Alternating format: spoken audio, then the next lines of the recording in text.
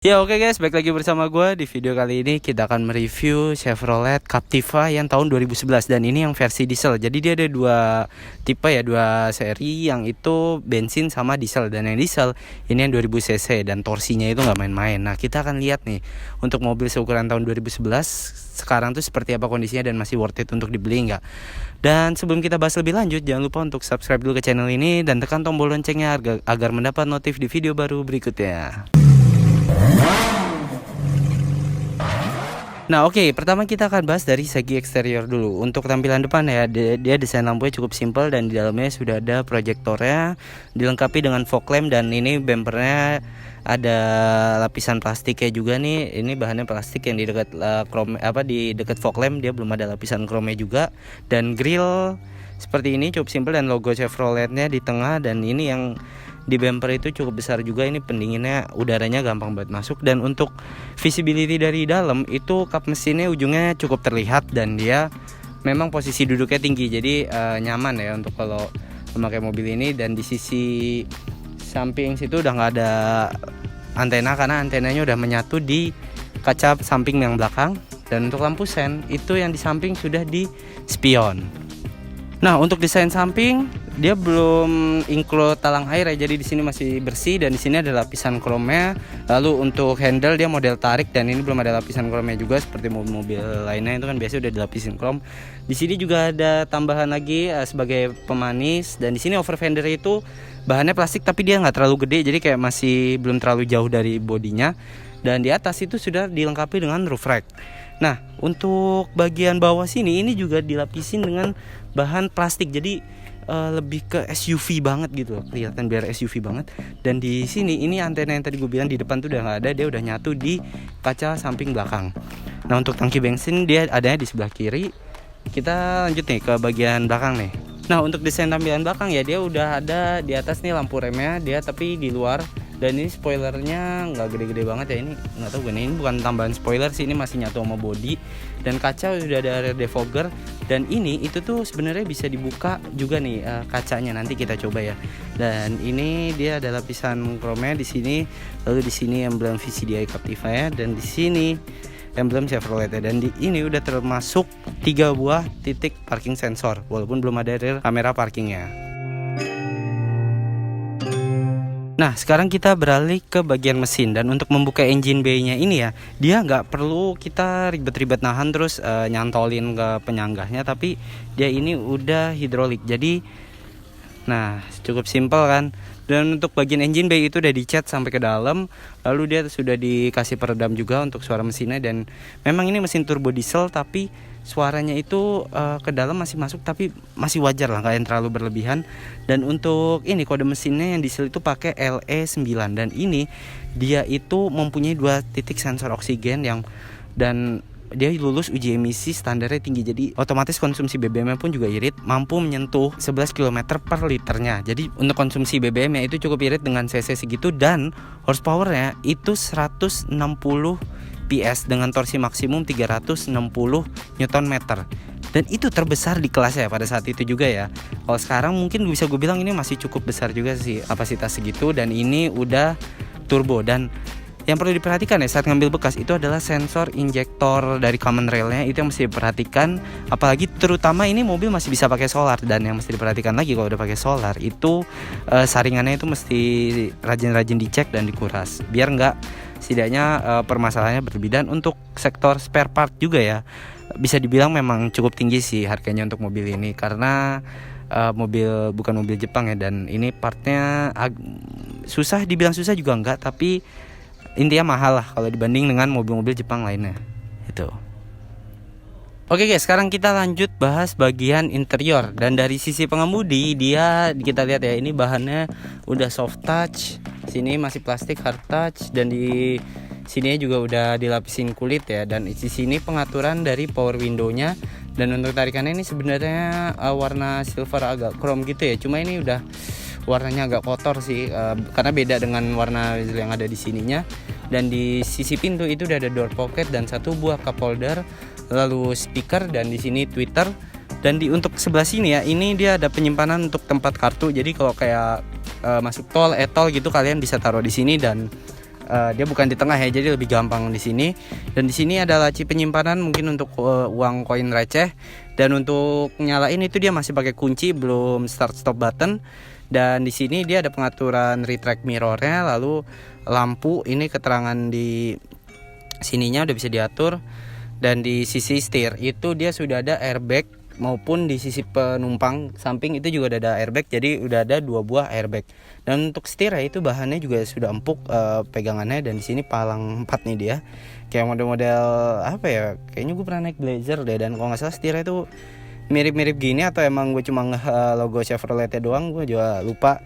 Dan di sini ini tuh yang Matic 6 percepatan Triptonic. Jadi dia di sini kalau mau maju ya ke mode D terus pindah ke plus sama minus itu jadi deh kayak manual.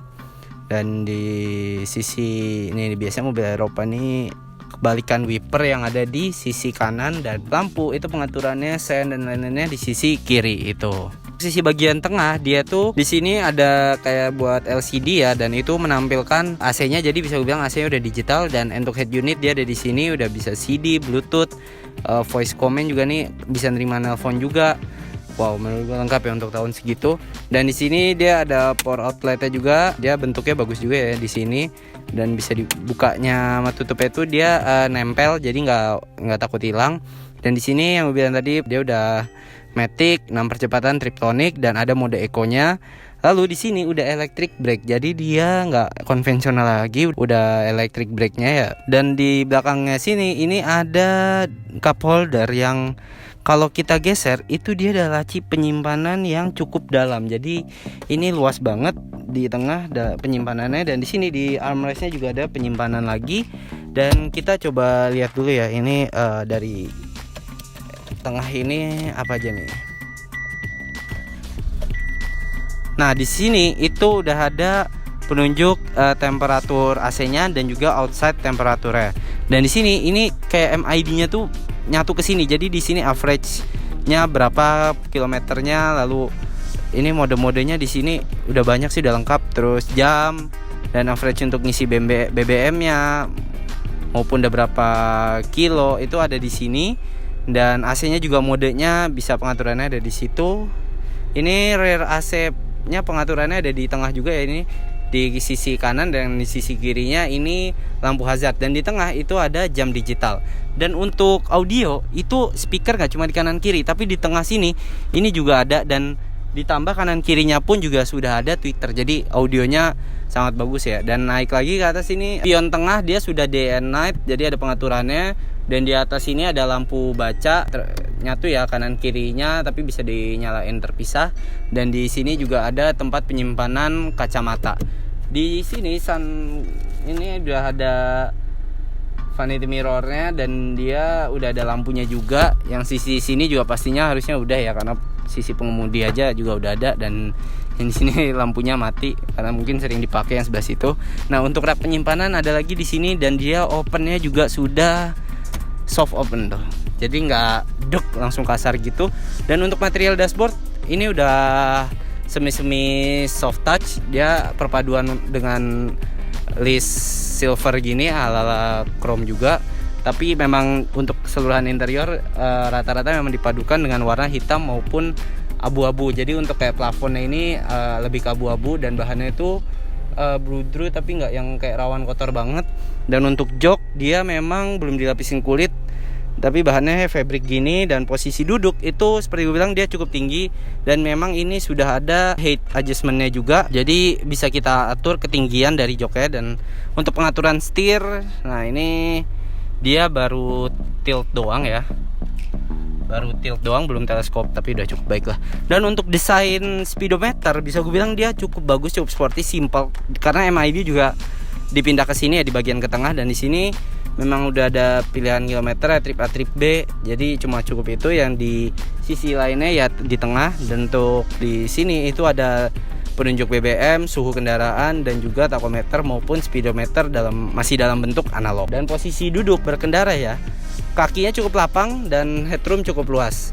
Tapi menurut gue yang kurang nih belum ada sunroof aja sih kalau tipe ini. Dan untuk sekedar info ya, dia ada tipe yang all wheel drive dan juga front wheel drive. Dan yang ini itu yang front wheel drive. Beralih untuk baris kedua, ini posisi duduknya cukup luas ya, dia legroomnya lega, headroomnya pun juga lega, dia masih sisa banyak karena memang mobil ini cukup tinggi. Legroomnya ini sih yang kalau dari luar mungkin nggak kelihatan terlalu luas ya, tapi ya sebenarnya bisa dibilang mungkin sempit, tapi kalau gue nyaman-nyaman aja sih. Dan ini posisi baris depan ini joknya depannya agak mundur ke belakang, tapi masih muat-muat aja. Nah untuk di sisi sini ini juga udah ada pocketnya ya, dia ada tempat penyimpanan dan ini modelnya jaring-jaring. Lalu untuk di tengah sini sebenarnya ada power outletnya juga, dia sama seperti yang depan modelnya.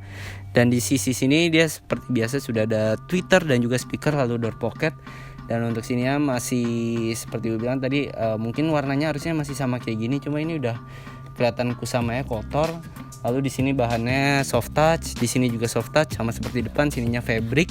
Jok pun juga ya fabric. Posisi duduk ini cukup tegak, tapi bisa kita mundurin nggak ya? Coba kita lihat. Dimundurinnya cuma segini, jadi ya cukup nyaman sih. Walaupun nggak nyaman-nyaman banget, tapi bisa dibilang kalau untuk perjalanan jauh cukup nggak bikin pegel punggung lah. Dan di sini di atas juga udah ada lampu baca. Dan yang tadi ya, dia ini seat beltnya sudah bisa diatur height adjustmentnya. Kalau bagian belakang nggak bisa, jadi cuma cukup bagian depan doang. Nah, karena ini sebenarnya 7 seater, jadi kita akan coba lihat kapasitas baris ketiga nih seperti apa. Sekarang kita sudah di baris ketiga. Untuk baris ketiga posisi legroom bisa kalian lihat, ini baris kedua dan baris ketiga ini memang kakinya posisinya agak tegak ya, tapi nggak yang sampai kesempitan banget. Untuk ininya punggungnya ini joknya nggak bisa dimundurin, kalau buat cari ini nggak bisa dimundurin karena memang udah mentok juga sama belakang.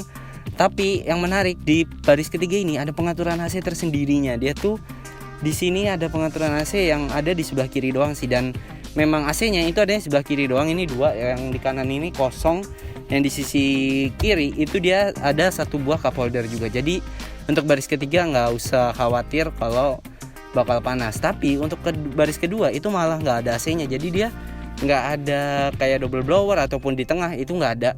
Jadi pengaturan yang di depan rear AC itu untuk baris ketiga kalau menurut gua, karena di baris kedua dia nggak ada AC-nya. Jadi baris kedua masih pakai yang depan, dan baris ketiga itu ada tersendiri. Jadi malah yang baris ketiga ini kan biasanya suka kepanasan ya kalau pakai mobil yang cukup panjang tapi nggak double blower. Nah di baris ketiga Chevrolet Captiva ini dia nggak perlu panik karena sudah ada AC-nya biar adem. Dan tadi ya seperti bilang, antenanya dia nyatu di kaca belakang samping yang ini sebelah kanan doang, jadi di depan bersih gitu. Oke, sekarang kita beralih ke bagian bagasi. Dan kalau kita lihat di kunci ya, itu sebenarnya ada 3 tombol di sini untuk mengunci, membuka, dan yang ini tuh kayak seperti bagasi ya. Dan kalau kita buka itu, kalau kita pencet itu bukan untuk membuka bagasi, tapi membuka kacanya doang. Jadi untuk bagian bagasi memang kacanya ini bisa dibuka ya, seperti Chevrolet Opel itu juga seperti ini modelnya, bisa dibuka. Jadi kalau gerah tapi pingin nggak usah membuka bagasi, kalian bisa buka kacanya doang. Tapi kalau buat jalan-jalan kayaknya nggak disarankan sih ambil kayak gini, tapi seru juga buat dicoba. Nah sekarang kita beralih, kita lihat ya kapasitas bagasinya. Wow, ini cukup sempit dia ya, karena memang mungkin lebih enak kalau dibikin jadi 5 seat. Tapi nggak usah khawatir kalau kalian butuh bagasi lebih luas. Ini mobil dia baris ketiga dan baris kedua itu bisa dilipat rata joknya, jadi dia space ruangannya bakal luas banget. Jadi kalau misalnya lagi mau belanja furniture gitu bisa bilang aman lah. Dan untuk bagasinya memang mungkin agak susah ya kalau masukin barang yang gede banget, karena banyak lipetan-lipetannya dan hitungannya kecil. Tapi dengan kapasitas bagasi yang cukup luas ini bisa lah bawa banyak barang. Nah untuk di bawah sini dia ini ya sudah ada dongkrak dan juga toolkit, dia ada di bawah sini. Dan untuk ban serep dia masih modelnya di luar di bawah, memang SUV kebanyakan seperti itu ya. Itu aja sih kalau dari sektor bagasi. Sekarang kita lihat sektor kaki-kakinya yuk. Nah untuk sektor kaki-kaki ya, kita lihat ini dia velgnya masih single tone, jadi belum two tone. Dan untuk pengereman, depan belakang sudah disc brake dan dilengkapi dengan ABS EBD. EBD ini berfungsi untuk meminimalisir ban terkunci saat ngerem mendadak. Jadi ini safety-nya udah bisa dibilang untuk 2011 itu sangat lumayan tinggi, dan kalau sekarang itu sudah cukup dengan tadi dikombinasikan juga dengan airbag. Dan untuk yang ini model yang front wheel drive, karena memang ada dua tipe, yang all wheel drive dan juga front wheel drive. Oke guys, sekarang kita akan nyoba bawa ya ini mobil dengan walaupun jarak yang bentar dan nggak bisa dalam kecepatan tinggi juga sih, tapi untuk nyoba bawa bentar ya nggak apa-apa lah ya. Kita masukin aja. Untuk visibility spion juga cukup luas, lalu kaca belakang juga cukup luas ya. Dia walaupun memang ini belum ada rear kamera parkingnya, tapi rear parking sensor itu udah sangat membantu, dan ada 3 titik di tengah semua, jadi jangkauannya luas juga. Nah ini dia bunyi peredaman mesinnya juga udah cukup bagus, lalu peredaman suara dari luar pun juga cukup bagus menurut gua, dan suspensinya kalau jalan bergelombang enak juga ini. Maksudnya bener-bener yang ada orang bilang berasa sedan, ya iya, dia memiliki keunggulan itu dibanding saingan lainnya.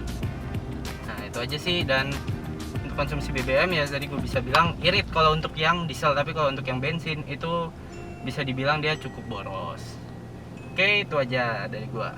Oke guys, jadi sekian untuk video review Chevrolet Captiva kali ini, dan semoga bermanfaat bagi kalian. Dan kesimpulan gua, memang mobil ini udah harga jualnya cukup rendah. Dia dibanding pesaingnya itu harganya kalau ini tuh gua cari sih sekitar 150 juta, dan yang ini yang unit gua review itu ready dijual. Jadi kalian kalau berminat bisa. Dan untuk fitur seperti yang kalian lihat tadi, memang banyak banget fitur yang ada di mobil ini, dan juga sektor keamanan juga udah cukup bagus, rangka bodinya juga enak, dan ini itu pakai sasis monokok, jadi dia kenyamanannya pasti bakal seperti sedan, jadi lebih nyaman, dan pastinya kalau di dalam berkendara jauh itu bakal betah, enak banget.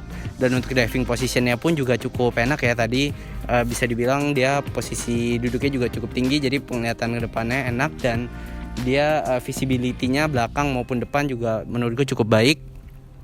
Untuk sektor kaki-kaki juga pengereman tadi udah depan belakang disc brake, lalu sudah ada ABS dan EBD. Nah, velg juga ring 17 itu udah gede banget, dan ini memang sangat gagah banget. Memang mobil ini pertama kali dikeluarkan sekitar tahun 2007 atau 2006, dan versi faceliftnya yaitu tahun dimana ini produksi nih tahun 2011 ini, jadi udah versi facelift pertama. Dan memang Chevrolet Captiva itu untuk masalah facelift itu memang tahunnya kayak cukup agak lama ya bahkan, dan ini masih bisa bertahan sampai sekarang. Tapi beberapa hal yang mesti diperhatikan yaitu sensor ABS, karena mungkin rawan juga ya kalau udah terkena banjir.